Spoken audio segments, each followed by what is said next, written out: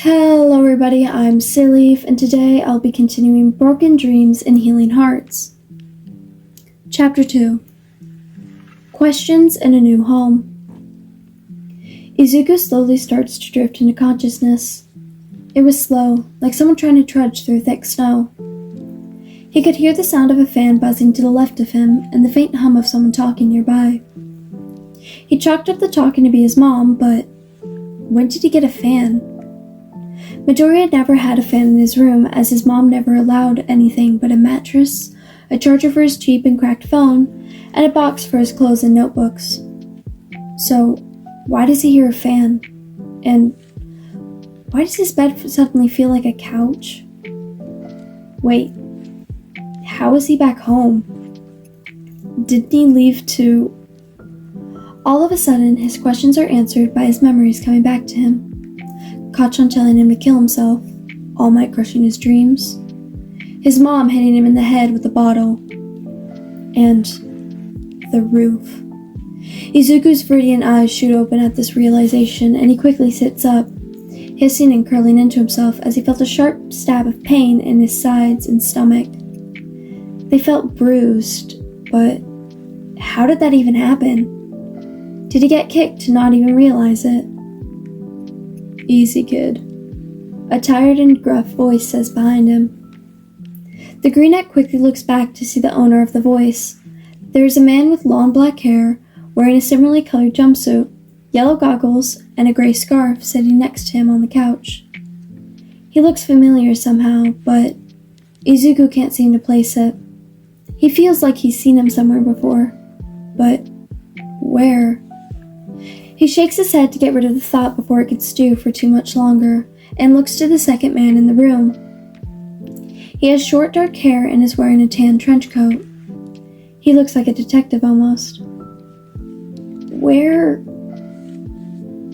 am I? Midoriya says while glancing back at the long-haired man.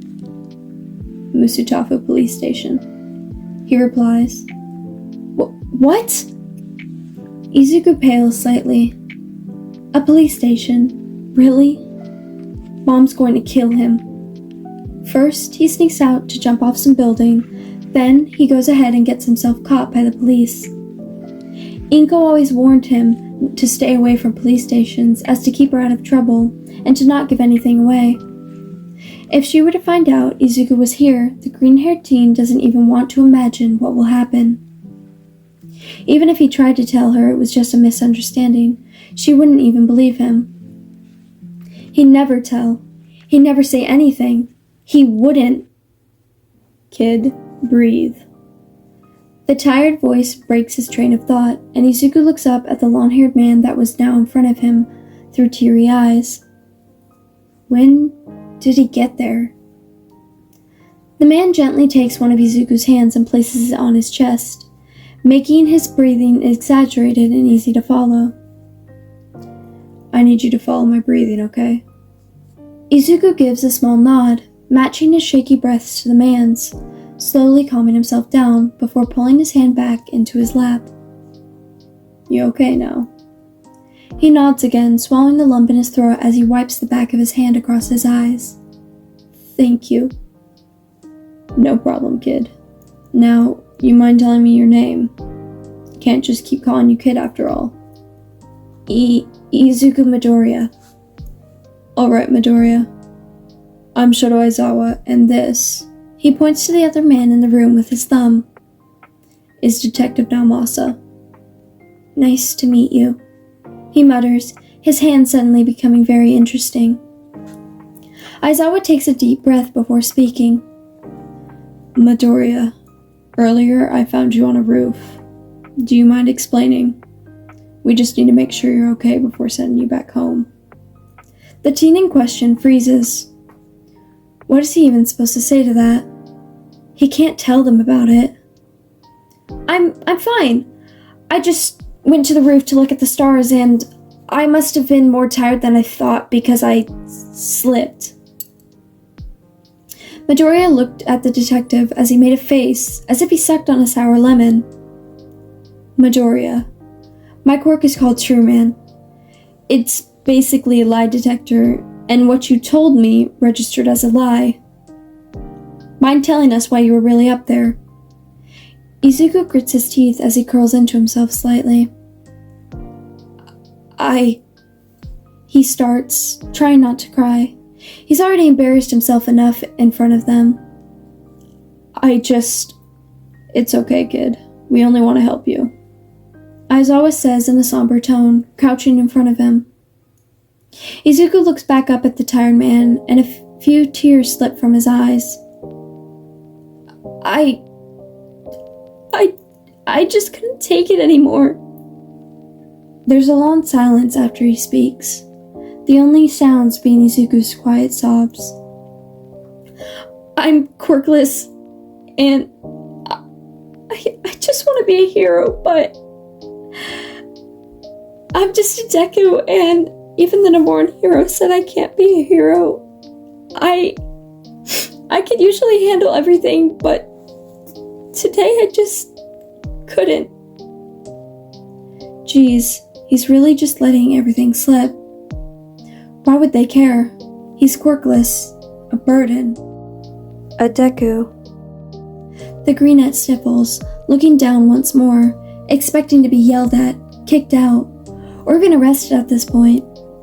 But what he's not expecting is to be enveloped into a hug by Aizawa. Izuku freezes. When was the last time someone hugged him? Every time he's come into contact with someone, it's always just been aggressive. People only hurt him, not hug him. The teen melts into the touch, leaning into Aizawa as he cries onto his shoulder. Maybe. I don't want to go back home, the greenette mutters, his voice muffled by Aizawa's shirt. I don't want to go back. Aizawa shushes him before speaking.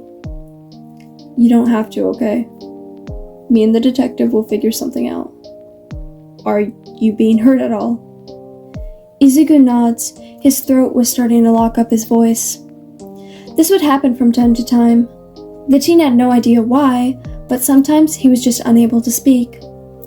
When he was younger, he took up sign language as a way to still be able to talk to people when his voice stopped working, but all that got him was being yelled at because he was causing a distraction in the class.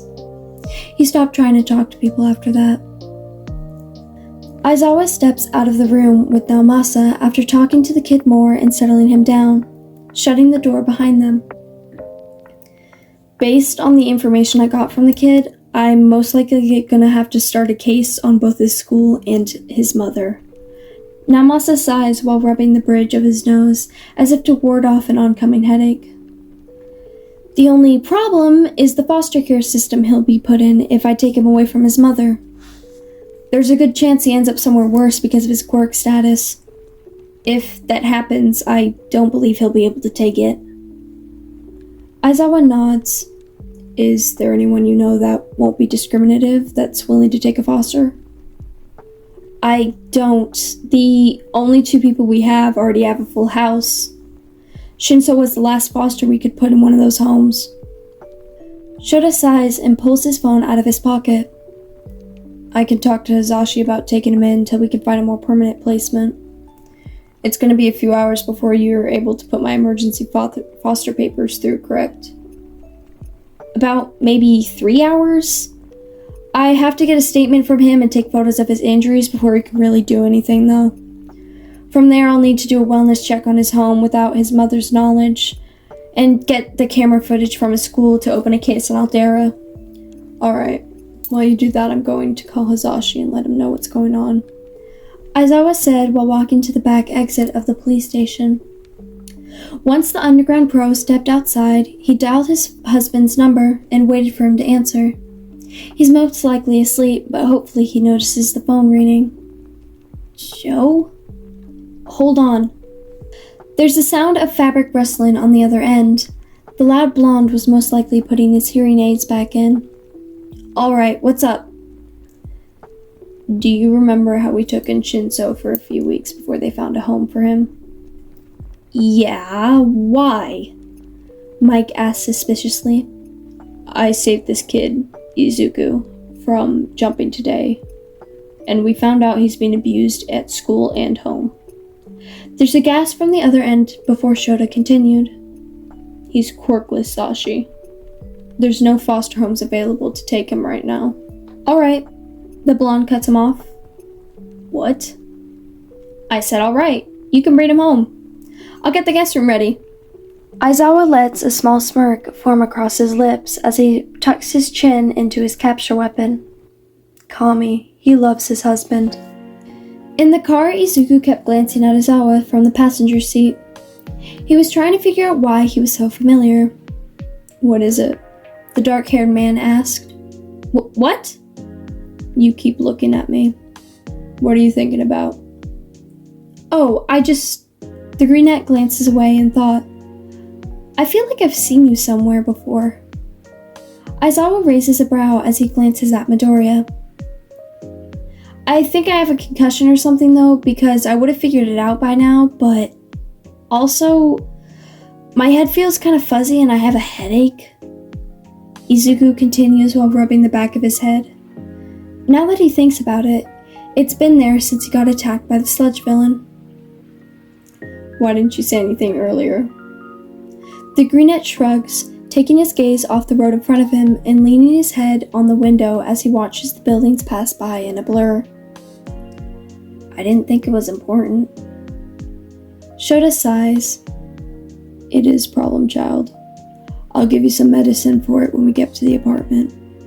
Midoriya hums before shutting his eyes. He forgot how much he liked car rides. He hadn't been in a car since he was 4.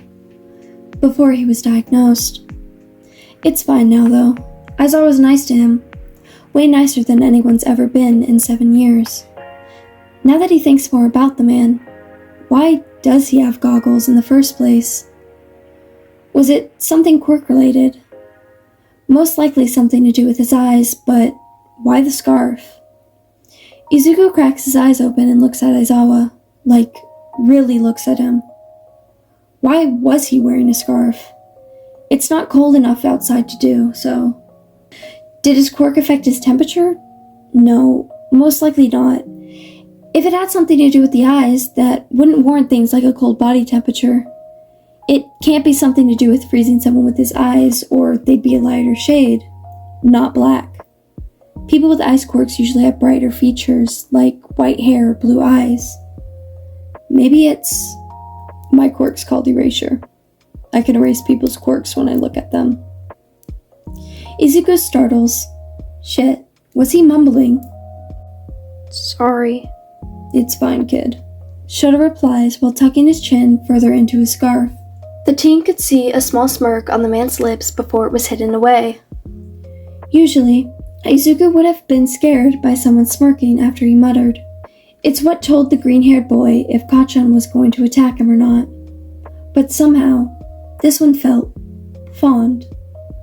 Wait, erasure? Holy crap, he muttered. You're Eraserhead. Alright everybody, that concludes Chapter 2 of Broken Dreams and Healing Hearts. I hope you enjoyed. This one was more on the shorter sides of chapters.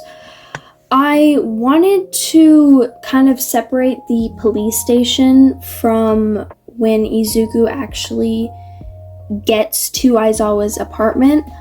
I also had to rewrite this at least 3 different times because I couldn't figure out how I wanted to actually write it out. But you can expect chapter 3 to be up by next weekend. If it's not posted by then and something changes, if I got caught up in schoolwork and couldn't finish the chapter, I will post something on the community side of my channel. But that was all. I hope you enjoyed, and thank you for listening.